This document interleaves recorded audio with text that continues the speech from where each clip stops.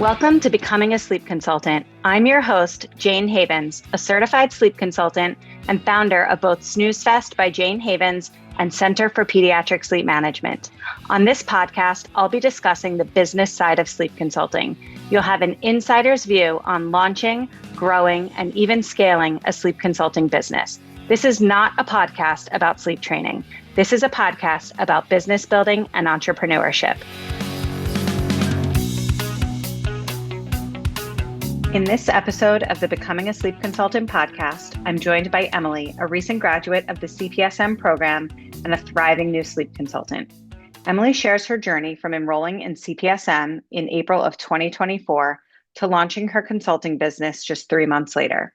We discuss her transition into entrepreneurship, how she balances her family life and part-time work as a physical therapist while also growing her business, and the strategy she's putting into place in order to grow her list of referral partners and clientele.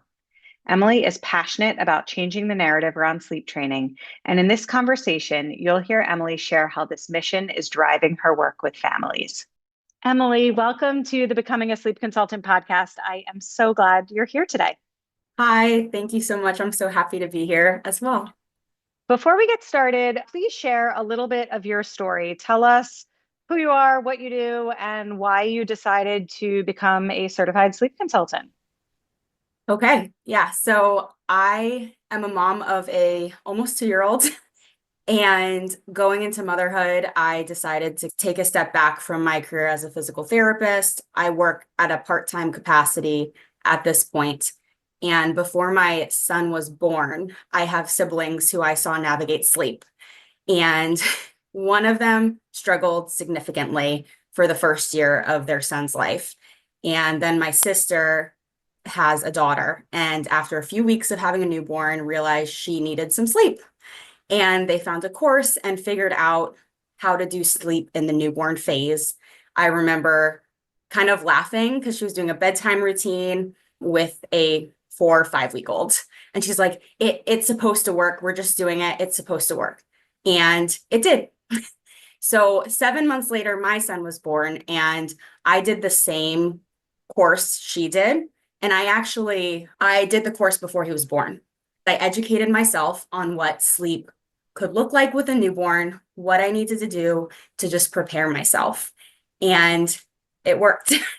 By 12 to 16 weeks, he was sleeping through the night. He was getting long stretches pretty soon in the newborn stage. And I was so excited.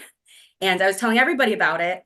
And then about 9 months into being primarily home with him, I realized that I had the capacity to do something more, but I didn't want to work outside of the house more than I already was.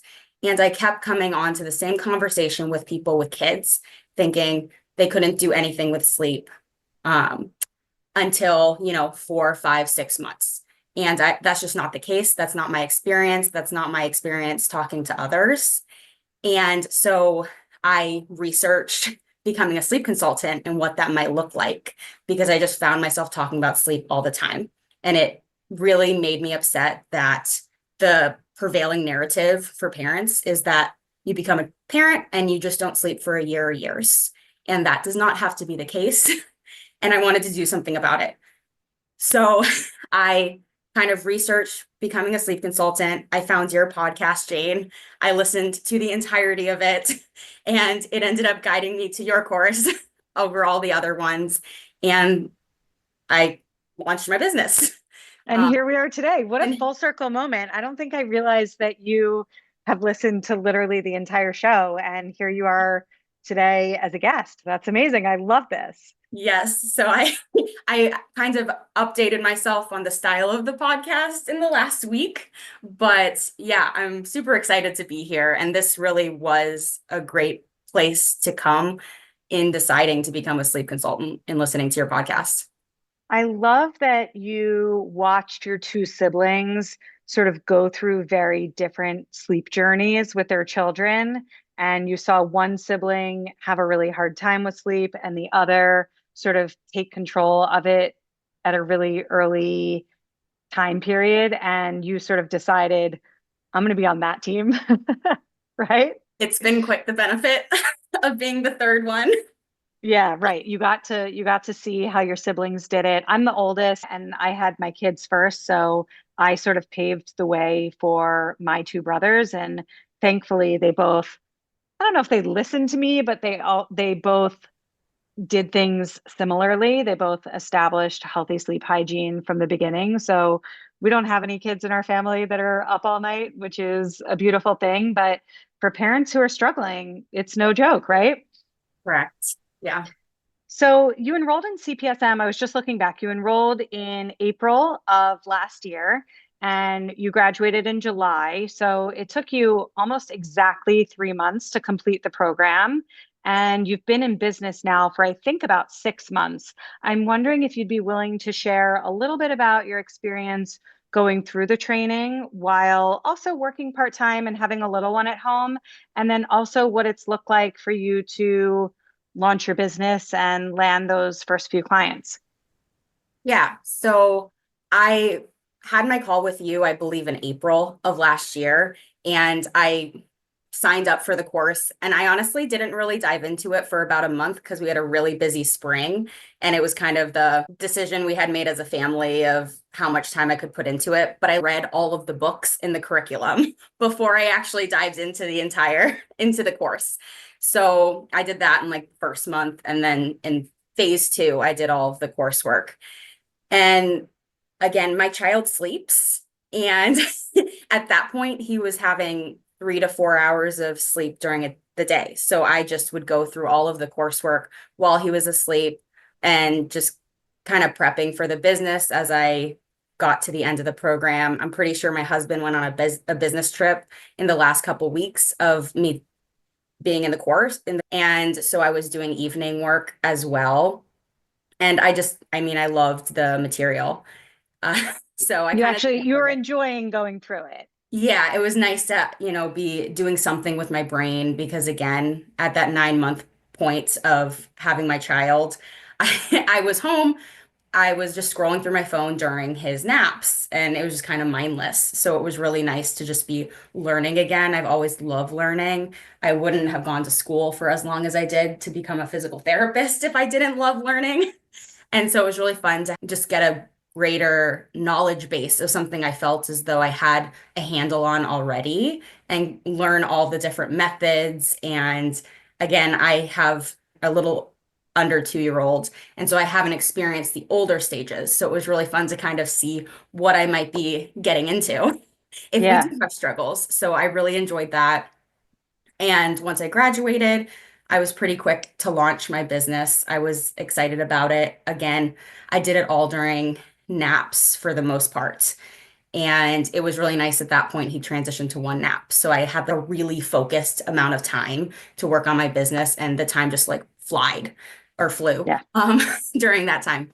So I started my business, and I think before I officially launched, I started networking a little bit in my area. I was really eager. I talked to my prenatal teacher, and then on like a Richmond mom Facebook group, someone had posted about being a lactation consultant, and I was like, I'm gonna just connect with them real quick. And I got so excited about that.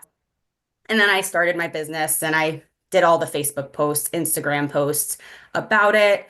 It took a little bit of time for me to get my first clients. I think I launched at the beginning of July of 2024. And then by the end of August, I booked two clients in the same week, which was a little bit wild. And Yeah, that's really exciting. yeah. But like in that gap of July to and August, I'd sit at my desk during my son's nap. I had a task list of what I was doing, whether it was building my website or creating content, because that's something I had decided I was doing a little bit of. And I would every single day, I would find five different providers in the area, whether it was yoga studios, pediatricians, lactation consultants that I would call and just start networking and get my name out there and introduce myself. Okay, so let's talk about that a little more because I think some people, when they're just getting into something new, sleep consulting specifically, since that's what this podcast is about, they don't necessarily know how to start those conversations. Like, what do you say? So let's just like use one of them as an example, whether it's a lactation consultant you've connected with, or maybe a chiropractor or a pediatrician or whatever it may be. Like, how do you approach them and what have you found to be effective in order to make those meaningful and strategic connections? Yeah, so typically what I would do is if there was a phone number, I would more easily get a response if I found someone on the phone versus an email. So typically you get a front desk person and I would just introduce myself and ask if whatever provider was available. I have a script in my Google Docs of like my networking calls and what I kind of say so I don't get, tied up in my work Flustered? if I do get someone on the phone. And I just introduce myself, tell them I'm a local sleep consultant, and just tell them what I do. And I'd love to discuss it further and how we could maybe develop a partnership where we could help each other. And whether they continue that relationship or not, it was a numbers game for me at the Yeah. beginning. Yeah, I think that that's right. I think that, people reach out to me all the time for various things. Like either they want to do VA work for me or search engine optimization for me. And a lot of the time, I don't need that support or I'm not interested in their help. And I usually try to be polite and respond back. But if I'm being totally honest, sometimes I don't, right? It is Exactly. what it is, right? And I agree. It is a numbers game and you have to talk to a lot of people to form those relationships that really do last the test of time. And it's great that you sort of hit the ground running and started having those conversations right away because I'm a firm believer that you can't grow a successful business without making those meaningful and strategic connections. Yeah, exactly. When I was in middle school, my dad started his own consulting business. And so I kind of watched him just calling every single day. And this was to support his family. And I have very low stakes in my business right now in the current stage of life, thankfully. But he was making calls and calls and calls to everybody he knew. And then everybody he knew and every level. And so he's been a really good motivator. And that was one thing that starting out, he was just like, you just need to just Talk to people, talk right? to You just need to people. talk to people. What I have found though is the people who usually will respond to me in the most authentic way are the other small business owners because they know what it's like to be in my position, as well as I feel like it's easier for a small business to support another small business and vice versa versus like Yeah. what am I going to do for like a big pediatrician's office? Yeah. Um, Well, they also see what's in it for them, right? Like exactly. I always talk about like when I approach a professional about collaborating in some capacity or networking or having a conversation just to see if we can refer business back and forth. I always approach it from the standpoint of how I can help them rather than how they can help me. So, if I was approaching, let's say, a pediatrician, which I actually don't really do, but if I were going to, the way that I would do it is I would explain that the reason it makes sense for us to collaborate and communicate and refer business is because if they have all of these patients who are not sleeping well and the parents are exhausted and everybody's sort of suffering, I can help them to be better off, right? Like Yeah. I can help solve their problem. And a pediatrician only has what, 15 minutes in a room with a child and their parent, and they cannot adequately explain all of the different sleep training techniques. They can't adequately support them as they're working through the process. And so the way that I would approach a pediatrician is not like, can you send me business? I'm trying to grow my Yeah. sleep consulting business. But it's like, here's how I can help your patients. Here's how I can help the families that you support. You're not in the position to help them in this way because you only have so much time or you don't have all of this information. And I provide text message support, I provide emotional support, right? So, really articulating to the person that you're connecting with how you can help them, how it makes their business look better, right?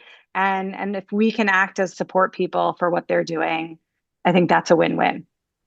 Absolutely. I did actually get in with a pediatrician last week, and not even in my area. It's a client's pediatrician who she went for her 4 month checkup with her son, and I had worked with them in the newborn phase. And the pediatrician was so impressed by the sleep patterns he had and wanted my name. So she sent over the pediatrician's information, and I reached out with a phone call just to touch base, introduce myself, answer any questions they might have about what I do, because, some pediatricians don't know what a sleep consultant is. So they don't know it's an option to refer their patients out to us.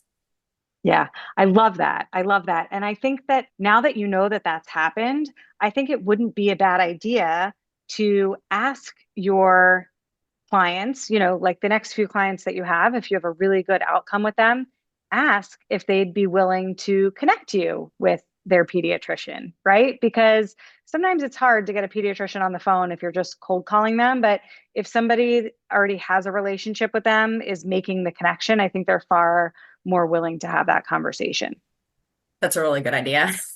I'm Okay, so you're going to definitely put going to that, do that. Thank yeah, you. you're gonna put that into place. Add that Um, in. I I actually for a while was getting referrals from a pediatrician in Great Neck, New York, and I live in Baltimore, Maryland. And I was getting all of these inquiries from this pediatrician in Great Neck. And I'm like, who is this? I don't even know who this doctor is. But obviously the same thing happened. I obviously worked with a family who told their pediatrician about me. And then she started referring me business, which is fantastic. I always say if you do a really good job, your business is going to grow, right? Because people are going to talk about you and people are going to share your name with their friends and their colleagues and their healthcare providers. And all of that in time is going to snowball.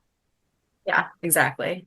So let's talk about your snowball. You are just getting started. You are about 6 months into your business. And I think you said you're supporting like two or three families a month at this point. What does that look like for you? Are most of your clients right now or any coming in by way of referral, or are they people that you're connecting with in Facebook groups or on Instagram? Who are these people that you are supporting?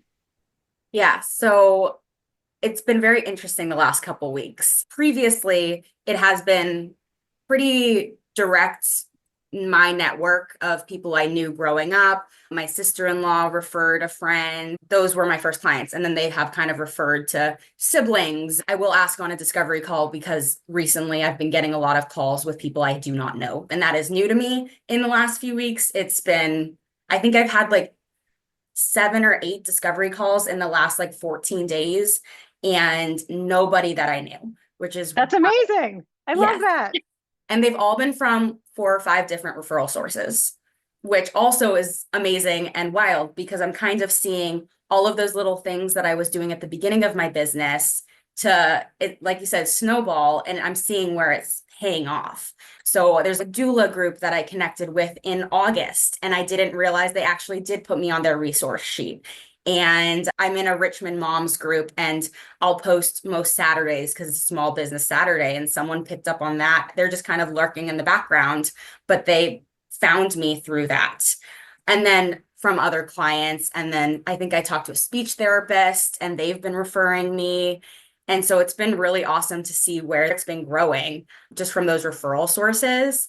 I have found one connection that has been like a powerhouse recently, and I've gotten a couple clients from her already that have like signed and paid, and I've worked with them or I'm working with them. And that's from like my first connection I made before I launched my business, which is wild. And it was from a lactation consultant who we just kind of connected, we talked, and then she needed sleep support. And so I worked with her and her daughter, or the whole family. And since then, she's just been kind of referring me out to different clients or people she knows and friends. And it's been really cool to see that. So I want to tell the story. We had this weird serendipitous thing happen recently. I was at a doula retreat and this is who you're talking about, right? This Is is what I'm Francie. talking about. Yes. So I'm sitting at a table with a bunch of doulas and postpartum professionals. I'm at a retreat for birth workers in Clearwater, Florida. And, everybody knows me at that retreat as the sleep consultant. Everybody else there is pretty much postpartum doulas, a handful of lactation consultants. I think I'm, other than, I mean, there are CPSM grads who are doulas and sleep consultants, but I'm sort of the one there that's not a doula. And so we're all sitting around this table, and Francie is talking about how she had this life-changing experience working with a sleep consultant. And she's just glowing from ear to ear, talking about how this sleep consultant changed her life. And she was literally floating talking about it. And I just love that because it doesn't matter who the sleep consultant is, as long as somebody's life was changed by a sleep consultant. I think that that's just so amazing for our industry in general. But for whatever reason, I just asked her who her sleep consultant was because, look, I've trained hundreds of them. And I just figured, shot in the dark, maybe it's somebody I know. And she tells me, and it's you. And that just made me so happy because, first of all, you're new in your business, you're just getting started. And here, somebody is singing your praises in a way that, and she's not just a mom, but she's a lactation consultant. And she has this whole business supporting families and supporting other moms. And I just knew, oh my gosh, this is like a gold mine for you, right? That like you literally changed this person's life in ways that were totally unimaginable to her. Her daughter was, I think, what, 4 years old when you worked with them. So they had had a long stretch of no sleep, It was really right? hard for them.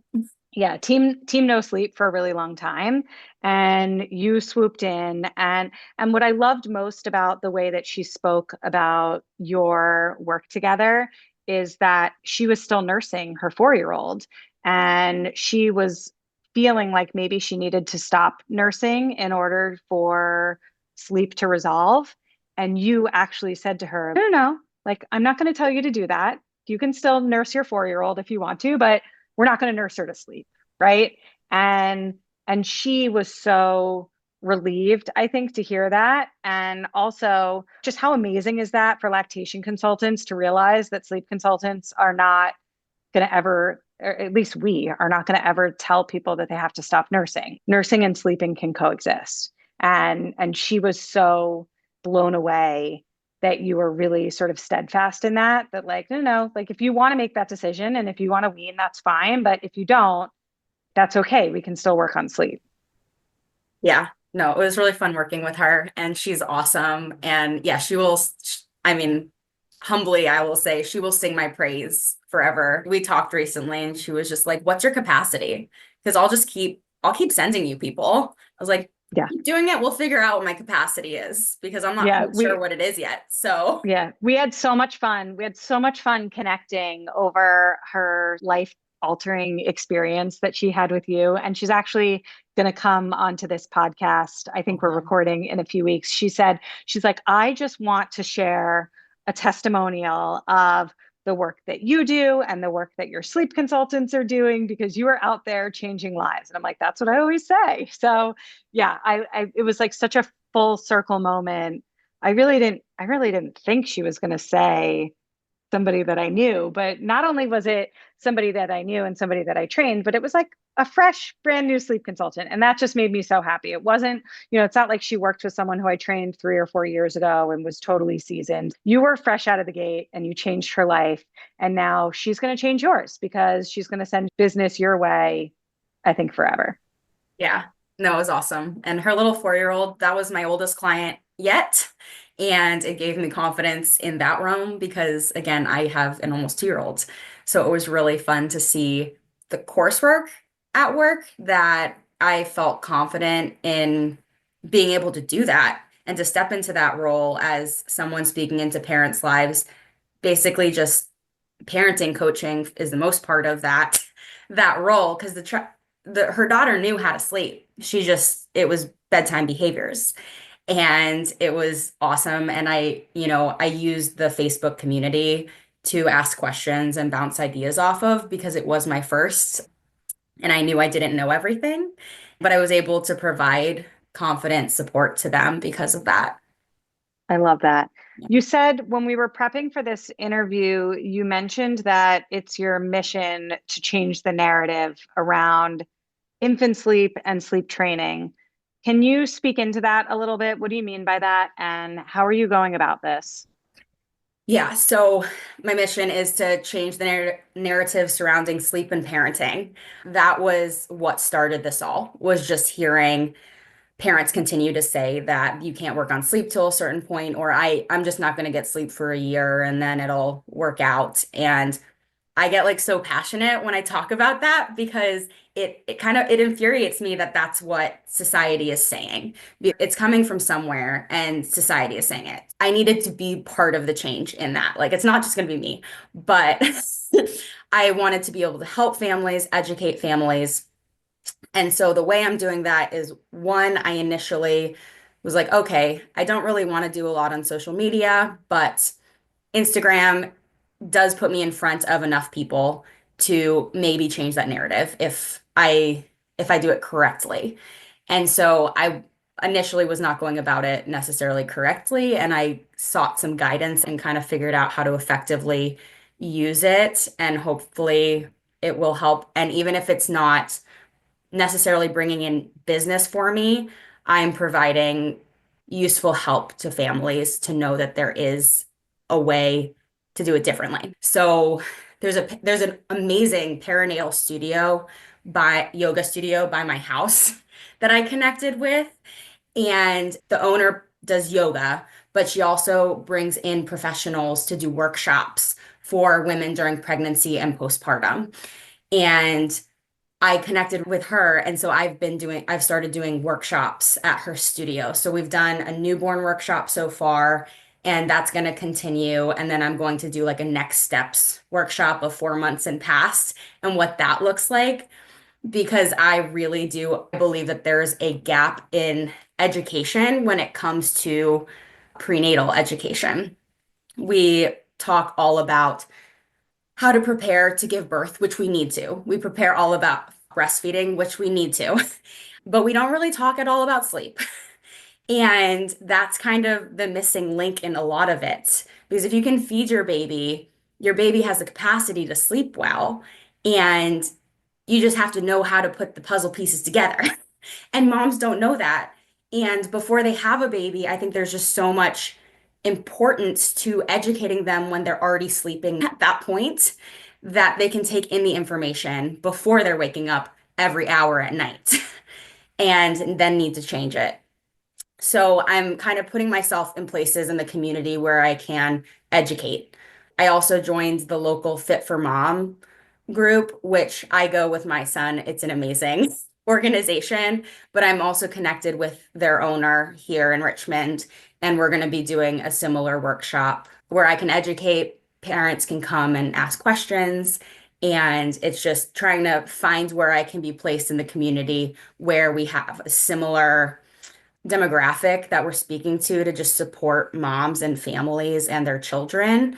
And it's been really awesome because these, again, are small business owners who see the value in holistically caring for their community. It sounds to me like you're off to a really strong start. I give you a lot of credit. I think you got out of the gate right away, and you're already doing some really, really great work, both with regard to laying the foundation for making those connections and planting the seeds, but also supporting families successfully. So I think you should be really proud. I'm wondering how you envision your business evolving over the next, 6 months to a year. Where do you hope to be? That's a very good question. So we are actually expecting our second in June. Congrats. Thank you. So I was thinking about that today of what that's going to look like in taking a little bit of time off for myself. So leading up to that, I'm hoping to continue to grow in the capacity that I have been, continuing to support at least 2 to 3 clients a month, if not more, trying to figure out that fine line of what that looks like of still working PT as well as being home with my son, because I do have limited hours to put into the business. And then hoping that my referral bases and just the foundation that I've created now and when I started will kind of will kind of bridge the gap of taking a little bit of time off. So then by the time I come back, I'm able to pick up where I left off with reasonable expectations, which I tell all my families, we have reasonable expectations and, ramping back up when I come back. But I think that my goal maybe in 6 months to a year would be at least 3 to 4 clients a month, nothing wild, but I think that would be a great place to be because again, this is kind of like my side thing right now. There was no expectation of me doing anything on top of my PT in this season of life with raising small children. And so it's really exciting to see it grow and have this opportunity to do it and do it the way I want because I'm not stressed about it being our supporting income. I think that your business, if I had to guess, is going to be that sort of like slow, organic, grassroots style growth that hopefully happens with, I don't want to say minimal effort because I know you're already putting in a lot of effort, but I think that your business is going to grow without increased effort. I think that what you're doing now is going to lead. Right now, you're putting in however much work, how much time, how much energy, and it's yielding 2 to 3 families that you're supporting a month. I think you're going to continue to place the same emphasis on your work and put in the same time and the same effort. And that's going to grow to 3 or 4 families a month, or maybe 4 to 5 families a month. And really, because you're doing such a good job, you're actually getting families the results that they're looking for. Those referrals are going to start to pour in and it'll just roll, which I'm really happy that it's already happening for you. So Yeah, like I can't said, the last complain. couple of weeks have been wild. Before this call, I got someone else put on my schedule for later this week, and I was just like, "Where is this from?" Yeah, it's so And exciting. I love when that happens. My business was very much homegrown to start the way that you described. I built my business off the backs of friends and friends of friends to get started. And really, once those names start coming in, and you're like, who is this person? I've never heard this name. I don't know this area code. I don't know where this person's coming from. That's all really, really exciting. And for that to be happening to you 6 months in, you should be really, really proud of yourself. thank you. Before we wrap up, do you want to share your website, social media, whatever you'd like to share? Yeah, so my website is soundofsleeping.org.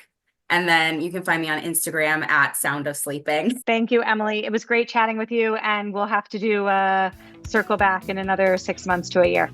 Yes, I would love that. Thank you, Jayne.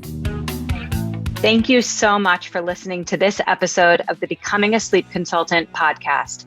If you enjoyed today's episode, it would mean so much to me if you would rate, review, and subscribe. When you rate, review, and subscribe, this helps the podcast reach a greater audience. I am so grateful for your support. If you would like to learn more about how you can become a certified sleep consultant, head over to my Facebook group, Becoming a Sleep Consultant, or to my website, thecpsm.com. Thanks so much, and I hope you will tune in for the next episode.